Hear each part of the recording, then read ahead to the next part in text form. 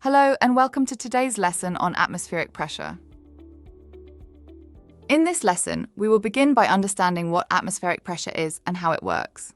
We will then look at an illustrative example to consolidate our understanding. So far, you have developed a solid understanding of pressure, understanding it as the force exerted per unit area. Building on this foundation, we can now delve into the specifics of atmospheric pressure. This lesson will enrich our broader understanding of how forces operate within our atmosphere, advancing our overall grasp of physics by addressing how air pressure impacts various phenomena, from weather patterns to the behavior of objects moving through the atmosphere. Let's get started. So what is atmospheric pressure? Atmospheric pressure is the force exerted by the weight of the atmosphere on any surface beneath it.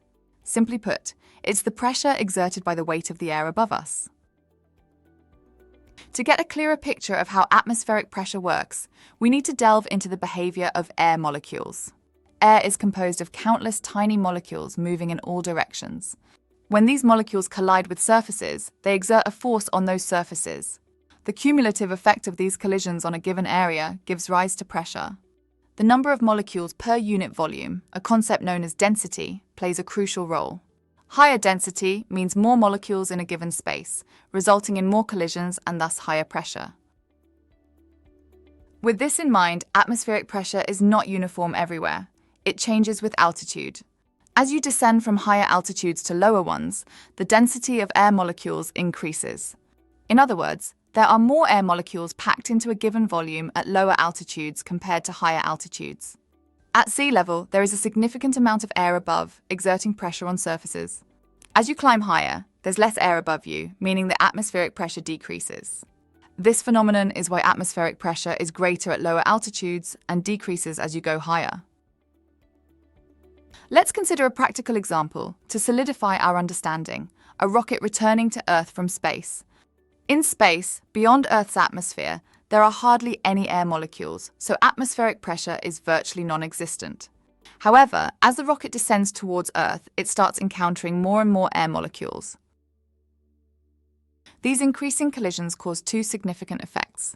First, as more air molecules strike the rocket's surface as it descends, the rocket begins to experience higher atmospheric pressure. Second, the increase in the number of collisions also means more friction. Friction generates heat, which is why a rocket heats up tremendously as it re-enters Earth's atmosphere. This is a direct result of the increasing atmospheric pressure and density of air molecules at lower altitudes. By understanding these key concepts of atmospheric pressure, you'll gain insights into various real-world phenomena, from weather changes to the behavior of objects moving through the atmosphere. In today's lesson, we delved into the concept of atmospheric pressure, which is the force exerted by the weight of the atmosphere on surfaces below it.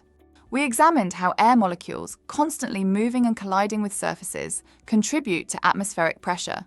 We also learnt how the density of these air molecules plays a significant role.